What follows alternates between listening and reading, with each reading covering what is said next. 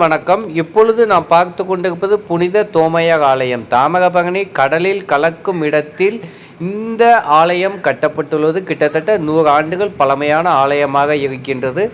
இலங்கையிலிருந்து வந்த பெண்மணி ஒருவர் தூத்துக்குடியிலிருந்து வந்து நிதியுதவி அளித்ததின் காரணமாக இந்த ஆலயம் கட்டப்பட்டதாக சொல்லப்படுகின்றன. இதை பற்றி முழு காணொளி விரைவில் நான் வெளியிடுகின்றேன். இந்த ஆலயமானது தாமிரபரணி கடலில் கலக்கும் இடத்தில் தாமிரபரணியானது 6 கிளைகளாக பிரிந்து கடலில் கலக்கின்றது. அவ்வாறு 2 கிளைகளுக்கு இடையே தான் புன்னைக்காயல் என்ற தீவு காணப்படுகின்றது. அது மிகப்பெரிய அதாவது தாமிரபரணி கடலில் கலக்கும் முகத்துவாகத்தில் அமைந்திருக்கும் மிகப்பெரிய தீவாகும்.